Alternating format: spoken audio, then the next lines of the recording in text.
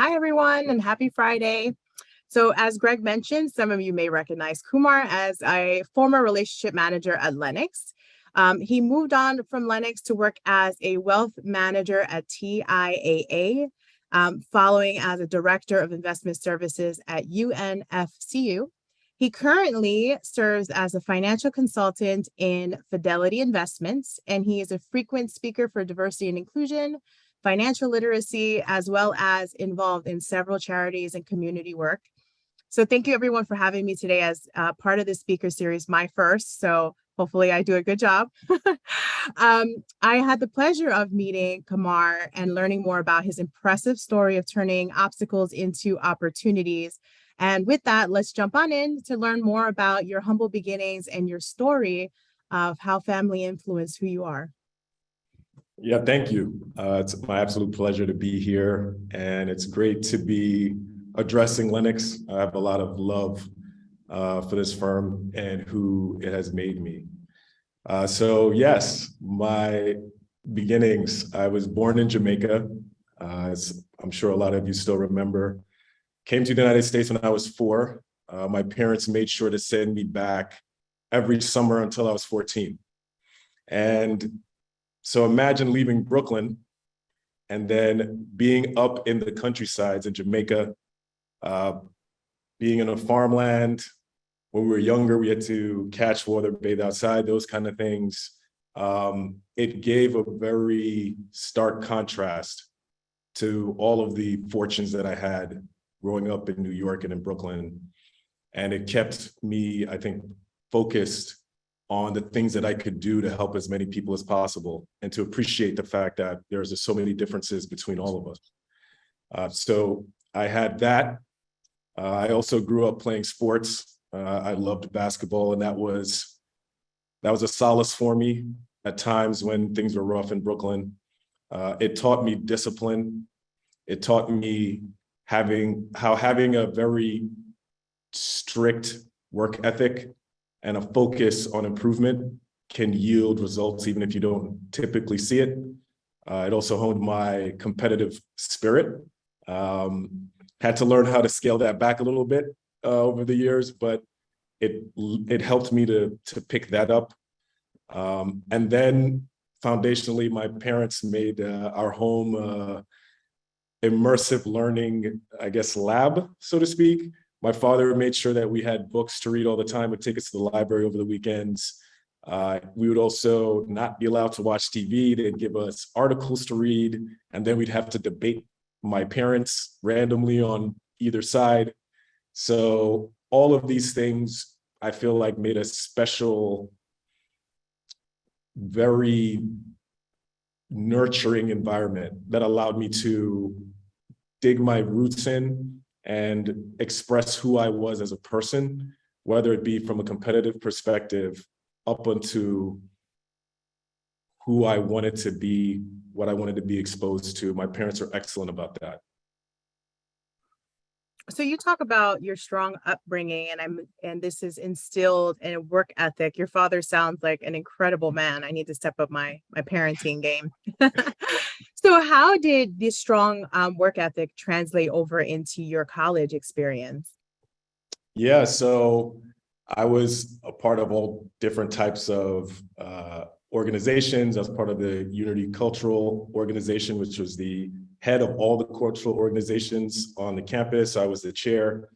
I was a member of the Caribbean Students Organization, and I also helped run that, Black Male Leadership Committee. Plus, I also worked throughout my college years. So between the times that I was in school, I was also doing custodial work for the Board of Education. And then, over the summers, I would typically work 2 jobs. My younger brother was also starting to work there too. So I'd go to his school, work there, help show him the ropes, and then go back and work a full shift at my school. And then, after school, I was breaking into the financial sector, knew nothing about finance. And at that time, I was actually working 3 jobs because the financial sector was falling apart. So you just kind of do what you have to do and just stay focused on what it is that you're trying to accomplish. So what led you into financial services? Yeah, so it's actually a pretty funny story. So in college, I just wanted to get paid. I had loans and I needed to generate income. So I just looked at different jobs and one paid a lot more than the others. And so that was my intro to financial services. I knew nothing about finance at the time. So I literally had a headset on. It was mortgage industry at the time. They were collateralizing mortgages. That was the biggest thing at that time. And I had a headset on. We did $250 a day at least. And I had mortgages for dummies on my desk. It would beep. I'd pick my head up, say my pitch. Whether they went forward or not, it would end and I would go back to reading. And I would just literally do that for the entirety of the day. Just read a book. And I could probably knock out doing that at 8-hour clips, like a book a day. And then that's what started me in finance. Then I actually, after everything fell apart, went through a book that you go through in typically 6 months. I did it from 9 a.m. to 5 p.m. every day, like a job. And that book helps you figure out what your natural proclivities are, the things that you're good at. And it was financial planning was one of them. So I did my research, looked at the different markets, and then said, okay, based on the average age of an advisor, baby boomers are just starting to retire. This is the best career for me to do long-term. And then at 24, I entered financial services. Yeah. So as a newbie financial advisor joining at that point, what obstacles did you have and how did you overcome them? Sure. It may be a shorter list to ask what obstacles I didn't have to overcome at that time, but I didn't know anyone with money. I didn't know how to talk to anyone about money. I had no sales skills. And I did not know how to dress in a business environment. So very minor hurdles. I actually remember one time in one of my first jobs, someone walked up to me, put his hand around my shoulder and said, hey, you can't walk around here looking like that. I'm having a hard time looking at you because you're dressed so poorly. And then he started to walk away and I actually pulled him back and I said, hey, so what is it that I am doing that looks so badly? And that looks so bad. And that was the beginning of that process. So I learned how to properly put suits together, properly tailor suits. I learned how to present. I learned how to, I purposely went to these various stops so that I could get very in-depth knowledge on various financial instruments. I studied all of them. I listened to various audiobooks. I didn't listen to music for years. So I just continued to upskill myself, look at the person that I needed to be in order to be successful in finance, and then work backwards from there, acquiring the skills that I needed. So you mentioned that you had every obstacle thrown at you. So what was your internal drive? What kept you motivated to keep going? Yeah, so my parents, I think about primarily the sacrifices that they made. They were doing very well in Jamaica and they left solely to give a better opportunity to me and my siblings. And I thought that for them to have made that sacrifice and then me not do everything I can to make sure that I take advantage of it, this opportunity that they put in front of me, I would be dishonoring them. Not just not doing the right thing, I'd be dishonoring them. And so I look at it that way. On a broader perspective, I also think about other people who grew up with me in Brooklyn who didn't have the opportunity that I did. I was fortunate to be born into the family that I was born into. And there's so many things that are pushing you towards all kinds of paths that are traditionally laid out for people of color. The fact that I made it out and that I could potentially open the pathway a little broader for people behind me is something that I'm constantly cognizant of. And it's a massive, massive driver for me.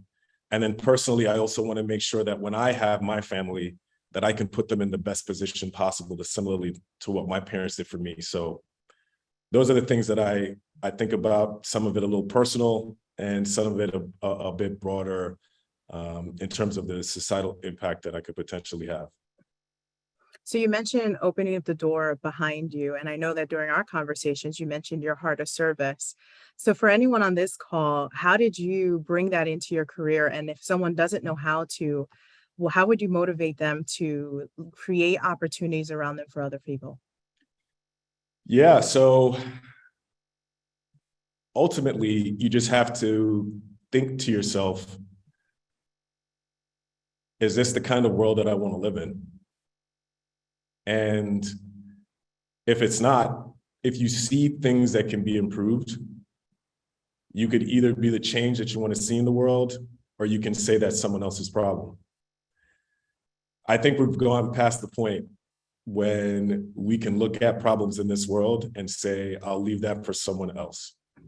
So it's always been instilled into me by both of my parents that we live to serve others, that a fulfilled life is a life lived in service of your fellow man.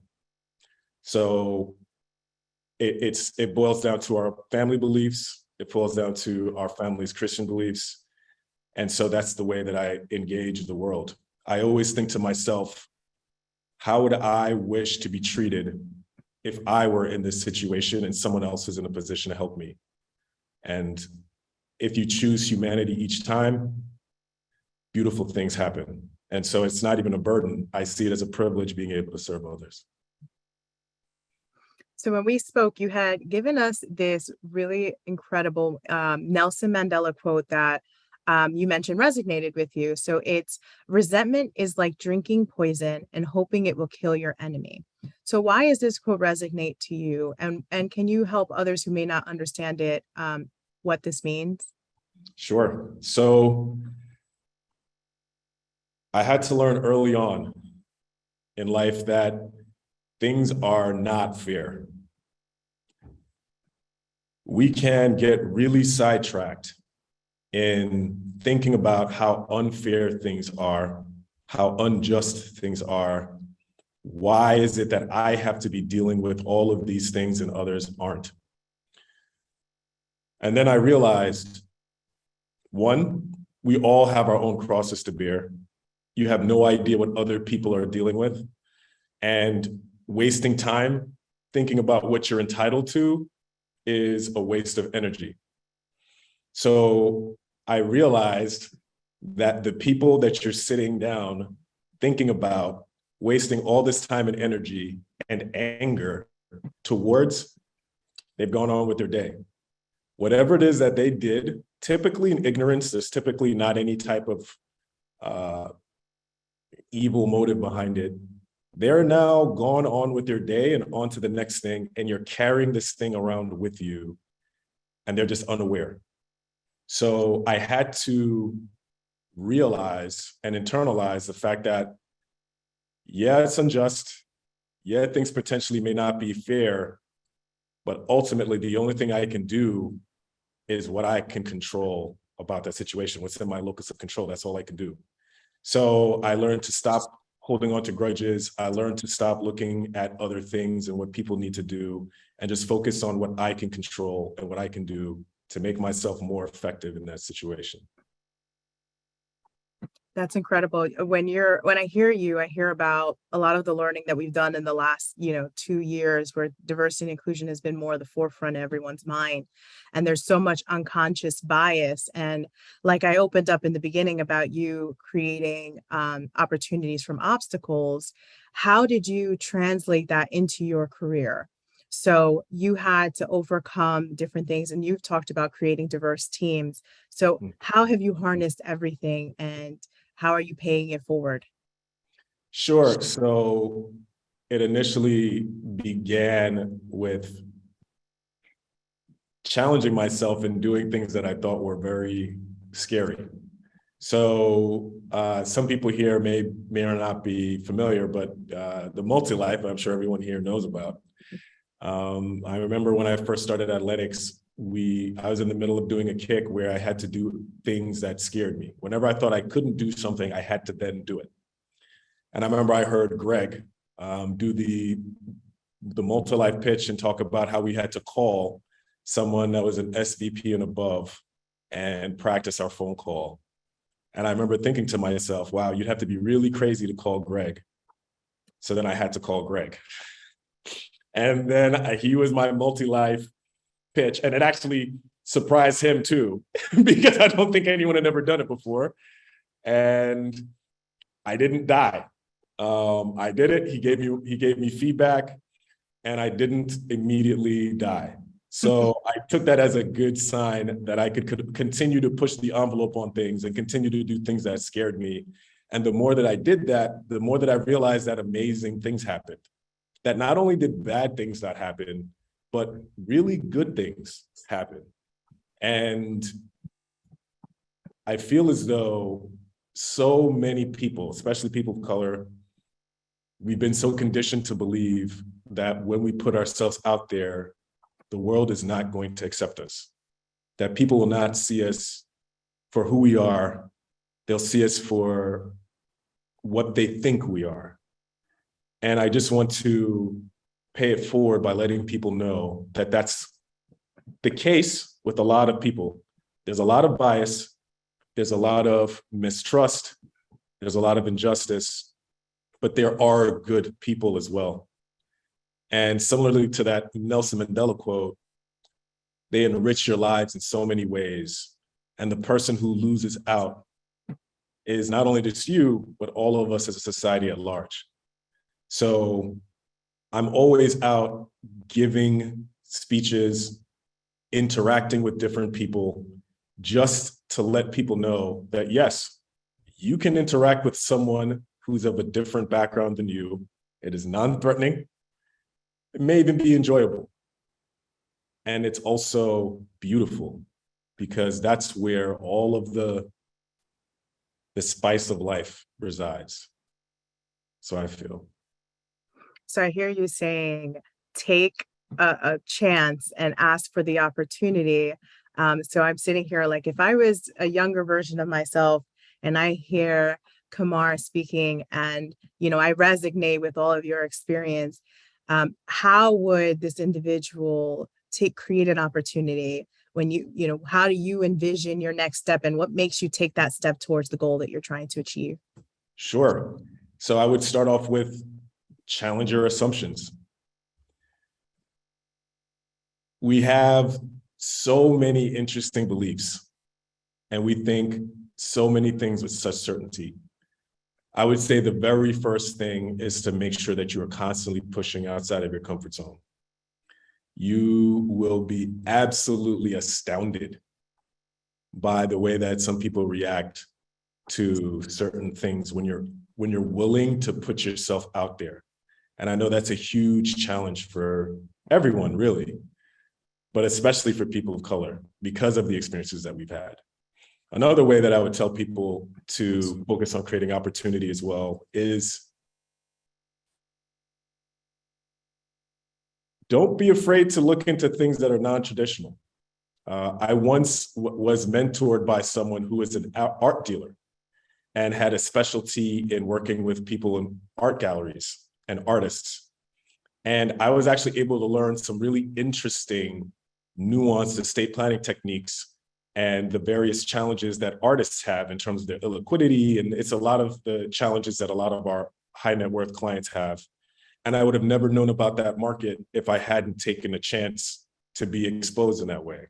So the main takeaway is just continue to expose yourself to different things, put yourself out there, and don't be afraid to investigate an opportunity that you think doesn't necessarily have an alignment with you and your skill set.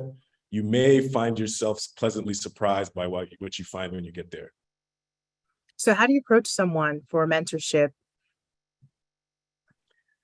So, with Greg, I just cold called him. So the answer here is cold call Greg. Yeah, cold call Greg. Everyone cold call Greg. And then show up with breakfast at 6:30 in the morning. I honestly just reach out to people.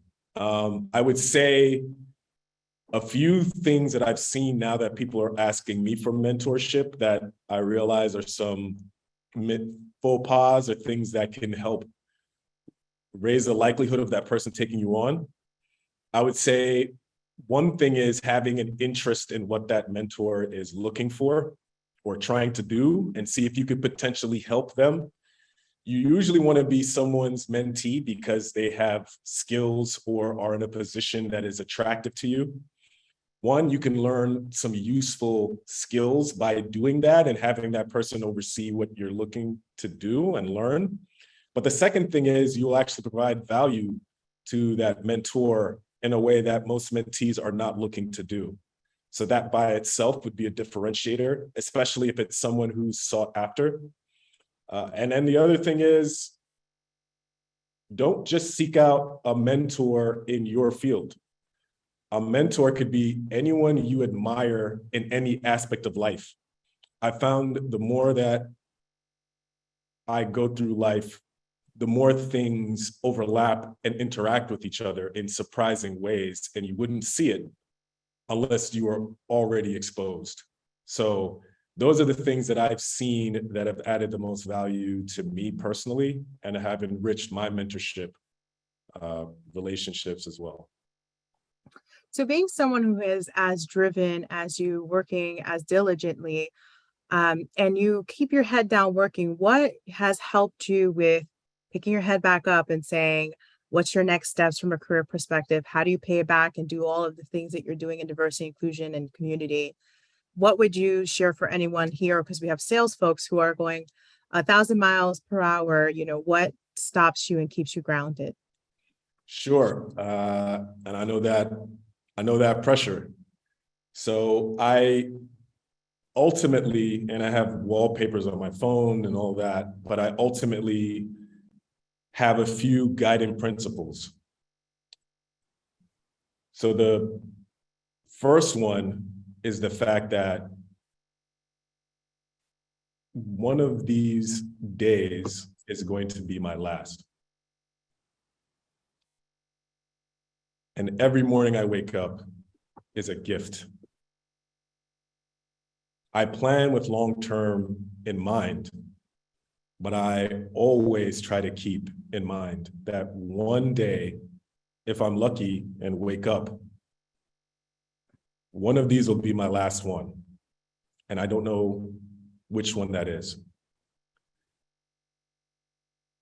So what am I doing with this time? When I approach things in that way, it makes it much easier for me to stay focused. It makes it going on social media or these other things that are trying to suck my time. I see them as a nuisance rather than something that I want to pour time into. And so that is my biggest thing. It's actually my wallpaper that I put on every day. It says, one of these days will be your last. What did you do with this one? The second thing that I also think about, which is the opposite end of that spectrum, is that staying the same is an illusion. It's an illusion that's afforded by not having enough time. If you put anything down and leave it in a field, so to speak, if it doesn't rain and you come back the next day, let's say it's a pen, it'll look pretty much the same as it did yesterday. If you come back in a month, it'll look different. If you come back in 6 months, a year, 5 years, 10 years, it'll be unrecognizable as a pen. And our lives and everything works in the same way. The natural progression of things is decay. The only way that you offset that is by concerted effort every day. Otherwise, you got a little bit worse, imperceptibly, but you did. And so I'm always thinking to myself, what did I do today to invest in myself to keep that curve moving upward, or at the very least maintaining? So I keep that in mind. And that helps me to prioritize my time in ways that are important to me. And I always think based upon the lifetime goals that I have, what do I want to be in 10 years, 5 years, 1 year, 6 months, and then break that down into daily tracks based upon various things, getting a little more granular, but I break it into personal, I break it into professional, and then I break those down into spokes.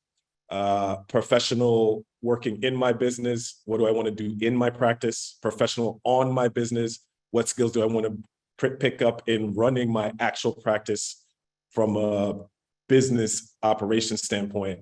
And then I have my personal broken down into relationships, family, friendship, recreation, and personal improvement. And then just create, and I'm constantly working down my to-do list on each one of those things. So I promise you all that that was not practice. That was genuine and authentic. And I thought that was a lot of good takeaways for anyone here that they can apply to their day-to-day to help improve where they're going in their careers. So bringing this full circle, because as a newbie financial advisor, when you walked into Lenox and now here we are today, you're speaking to everyone. Reflecting back on your career, what are some learning opportunities that you can share with everyone on the call? All right, so similar to where I started off, I made pretty much every mistake that you could. So I remember my very first cold call actually was to a trader. As we all know, they're typically very empathetic, sweet guys, gals. And I remember I called the guy, went through my pitch, my voice was shaking. And he said, "Hey, can you do me a favor? I want you to call me right back, but I'll have you on speaker. I want everyone else on the desk to hear how bad your pitch is." That was my first call. I'll never forget that. I didn't call him back, by the way. And I went from there to just basically, like I just said, breaking down the various areas that I knew I needed to improve upon, and then working backwards from there, just buying books. Experience is the best teacher, but there's no experience like other people's experience. And with a book, you can literally live the life of another person and learn from that. So I always started by saying, okay, I need to get better at being an advisor. So what skills do I need? I need to be able to present. So I joined BNI and became one of the leaders of the group so that I would present in front of them every week. And that way I was able to polish my skills. I also recorded myself when I did that so that I would eliminate all of the filler words that you may or may not have noticed I don't use. I also did a lot of research into clothing, what makes the drape of fabric sit well versus something that doesn't, and why do certain cuts look certain ways and others do not. So what I'm saying is you could just go to various people you respect, get genuine feedback as to what your strengths and weaknesses are. If you have existing clients, you could even ask them that. That's something that I did once. I told clients I wanted to do an executive committee, and I valued them because they're clients that I'd like to get more of, and I wanted their feedback, and they were very happy to give it to me. And so I'm always still looking to acquire feedback just so I can make sure that I'm not mindlessly doing things that are self-defeating. So that's always going to be the fundamental thing when you're looking to improve, constantly looking for qualified feedback, putting that all together, identifying what the commonalities are in that feedback, and then realizing what the gaps are and the skills you'll need in order to overcome those things. And if you can find someone who's already done that, even better.